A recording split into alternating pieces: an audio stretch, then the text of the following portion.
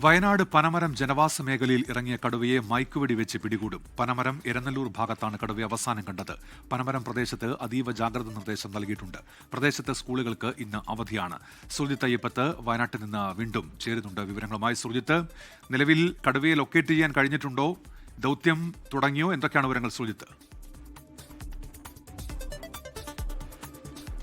ഉന്മേഷ, ദൗത്യം ഇനിയും ആരംഭിച്ചിട്ടില്ല. ഞാനിപ്പോൾ നിൽക്കുന്നത് ആ പ്രദേശത്താണ്, അതായത് മേച്ചേരി, പുളിക്കൽ ആ ഭാഗത്താണ് ഞാനുള്ളത്.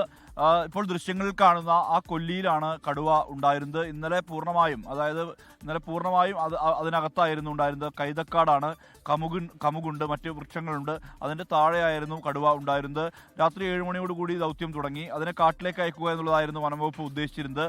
പക്ഷേ ഈ നീണ്ടുകിടക്കുന്ന ഈ വയൽ കടന്ന് അത് നേരെ കടന്നുപോയത് തോട്ടത്തിലേക്കാണ്. അതായത് എരനല്ലൂർ എന്ന് പറയുന്ന ഭാഗം, ഇത് തൊട്ടടുത്തുള്ള പ്രദേശമാണ്.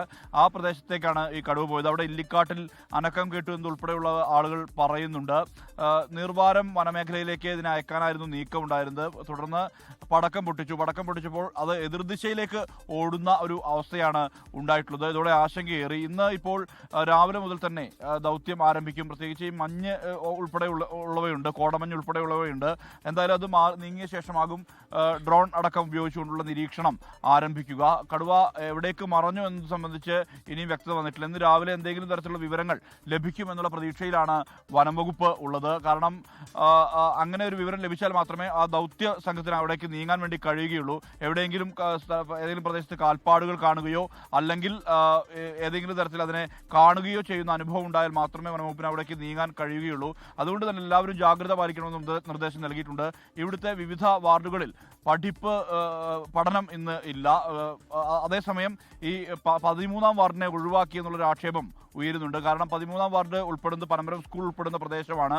അവിടെ പനമരം സ്കൂളിന് കൂടി അവധി പ്രഖ്യാപിക്കേണ്ട സാഹചര്യമുണ്ട്. കാരണം കുട്ടികളൊക്കെ പോകുന്നത്, ഈ മേഖലയിലെ കുട്ടികളൊക്കെ പോകുന്നത് പനമരം സ്കൂളിലേക്കാണ്.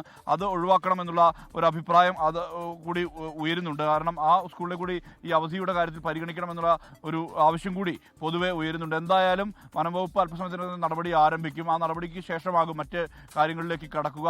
RRT സംഘം, അതോടൊപ്പം വനംവകുപ്പ് സംഘം ഇവിടെ റോന്ത് ചുറ്റുന്നുണ്ട്.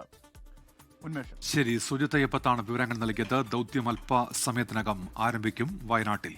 ലോകത്തെവിടെയായാലും ഏത് സമയത്തും 24 വാർത്തകളും ഓഗ്മെന്റഡ് റിയാലിറ്റി പാക്കേജുകളും എക്സ്പ്ലെയിനറുകളും വിശദമായി കാണാൻ ഞങ്ങളുടെ യൂട്യൂബ് ചാനൽ നിങ്ങൾക്ക് സബ്സ്ക്രൈബ് ചെയ്യാം.